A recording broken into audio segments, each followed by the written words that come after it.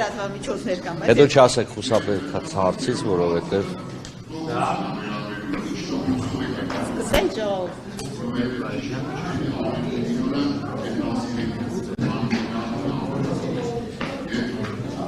Սկսում ենք։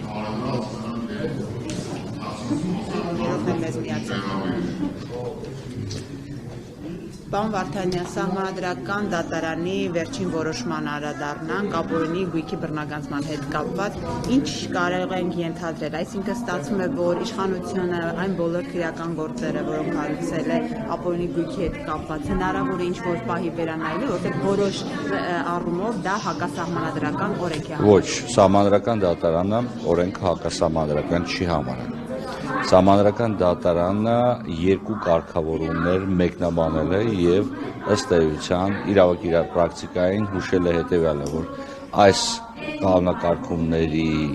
պարագայում դուք պետք է առաջնորդվեք այն մեկնաբանությամբ, որը տվել է Սահմանադրական դատարանը։ Սահմանադրական դատարանը հրապարակել է միայն եզրափակիչ մասը, ամբողջական տեքստը, որ հասանել կլինի հիմնավորումներով, նոր հնարավոր կլինի պատասխանել մնացած հարցերին։ Սահմանադրական դատարանը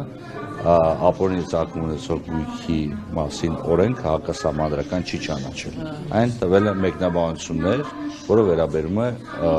օրենքում առկա երկու խումբ կարգավորումներին։ Պարոն Վարդանյան, Սահմանադրական դատարանը փաստորեն նեղացրել են գույքերի շրջանակը, որոնք կարող են անցնել այս օրենքով եւ խոսքը միայն հանցանքի հետ կապ ունեցող գույքի մասին է եւ պաշտոնը զբաղեցնելուց հետո ձեռք բերված գույքի մասին։ Արդյոք չի նշանակում, որ բազմաթիվ գործեր, որոնք կան այս պահին, ուղղակի փլվելու են դառնում։ Ցանկացած գործ պետք է ուսումնասիրել կոնկրետ հանգամանքների շրջանակներում, Սահմանադրական դատարանը չի նեղացել գույքի շրջանակը, Սահմանադրական դատարանը նման գործառույթ ունի, Սահմանադրական դատարանը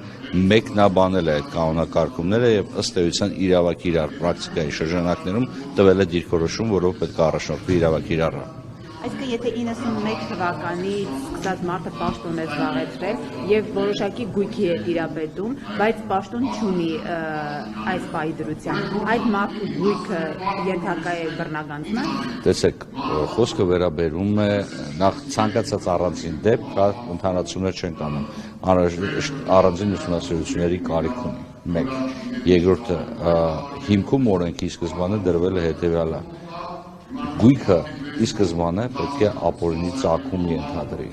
Եթե ապօրինի ծագումը առկա եւ այդ ծագումը փոխկապակցված է անձի կողմից, որ անհամատեղելի պաշտոն է զբաղեցրել ծավալած ապօրինի գործունեության հետ, ապա այդ գույքը պետք է վերադարձվի իրական սեփականատիրոջը։ Բայց էլ եմ ասում, որպեսզի կարողանանք մենք վերջնական դիրքորոշում արտահայտենք Սահմանադրական դատարանի կողմից կայացած որոշման մասին, մենք պետք է ունենանք ամբողջական տեքստ, որտեղ Սահմանադրական դատարանի որոշումը առաջի բառից մինչև վերջին վերջակետ դիտարկվում որպես մեկ միասնական փաստաթուղթ եւ այդ շրջանակներում պետք է ուսումնասիրել դեռ եզրափակիչ մասից զատ այլ մասերը, հիմնավորումները, պատճառաբանական մասը հրապարակված չի, հրապարակվի խոսեք։ Այսինքն միայն այս օրենքով հնարավոր չի լինի ամբողջապես այդ ապօրինի գույքը բռնագանձել։ Ապօրինի գույքը հնարավոր կլինի ամբողջությամբ բռնագանձել։ Այստեղ Սահմանադրական դատարանը տվել է որոշակի չափորոշիչներ, որոնցով պետք է առաջնորդվեն իրավակիրառները այդ գույքը իդենտիֆիկացնելու եւ այն սուբյեկտներին իդենտիֆիկացնելու, որոնք ընկնում են այս օրենքի ազդեցության ներքո։ Պարոն Վարդանյան, եւ մի հարց էլ վարչապետը խոսեց երթվյալ ատենակալների ինստիտուտի ներառման մասին, բայց մենք մի քիչ դժվարությամբ ենք պատկերացնում, օրինակ ովքեր կարող են լինել երթվյալ ատենակալների, ինչ ազդեցություն կարող են ունենալ դատական գործերի քննության վրա։ Երթվյալ ատենակալների մասնակցության տարբեր մեխանիզմներ կան տարբեր երկրներում, առավել զարգացած համակարգ գոյություն ունի Միացյալ Նահանգներում, անգլոսաքսոնական համակարգում, բայց եվրոպական իրավական համակարգերը, մասնավորապես Ֆրանսիայի, Գերմանիայի համակարգը եւս ենթադրում է նմանատիպ ինստիտուտների առկայությունը։ Խոսքը վերաբերում է այն դեպքերին, եթե դասական մեծ Ամերիկայի Միացյալ Նահանգների օրինակն ենք փորձում վերլուծել, ապա այստեղ երթվյալները ընտրվում են կողմերի կողմից, տարբեր նահանգներում տարբեր կանոնակարգումներ կան իհարկե, բայց նրանք որոշում են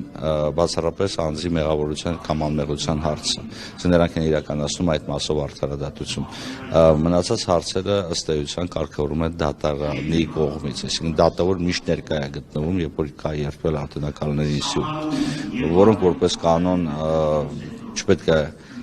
նախկինում դատված լինեն, չպետք է որոշակի փոխկապակցություն ունենան կողմերի հետ, բայց սա քննարկում է, որ իրավաչափը են կարելի է ծավալել հաշվի առնելով նաև այն հանգամանքը, որ 1995 թվականի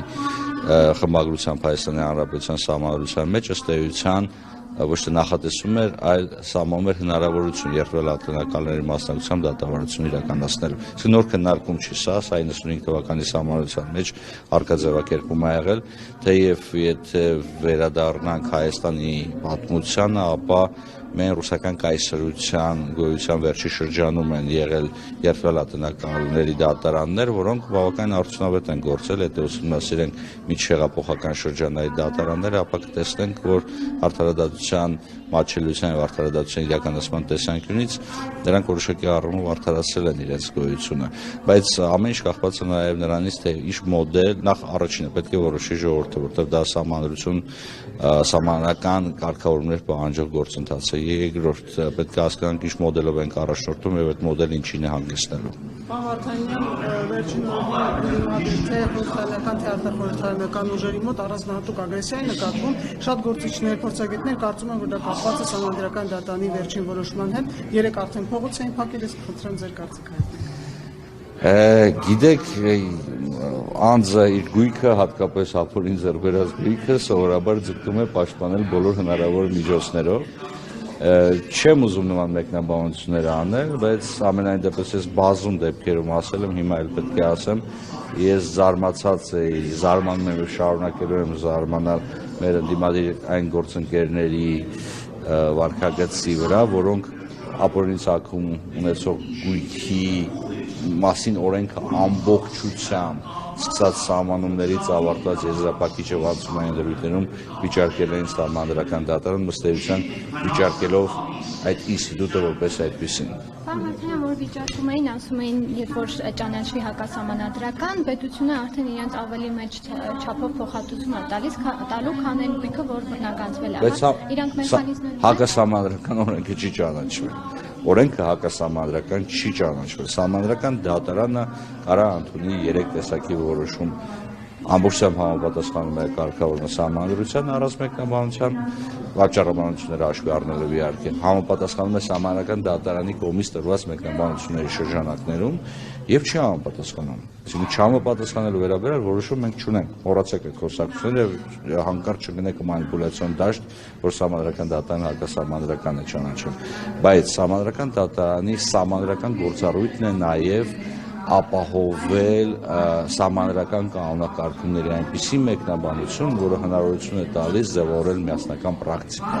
եւ ապահովել այդ միասնական պրակտիկայի շրջանակներում նաեւ սահմանադրության գերակայությունը եւ սահմանադրությամբ ամրագրված այլ նորմերի կատարումը։ Ըստ էության Սահմանադրական դատարանը առաջնորդվել այդ ճանապարհով, բայց եւս մեկ անգամ պետք է ասեմ, ինչեւ մենք չտեսնենք ամբողջական տեքստը Սահմանադրական դատարանի որոշման, չեն կարող ընդհանուր պատվիրացում կազմել Սահմանադրական դատարանի պատճառաբանության վերաբերյալ։ Պատճառաբանությունը սա շատ ավելի կարևոր է, քան եզրափակիչ մասը։ Շնորհակալություն։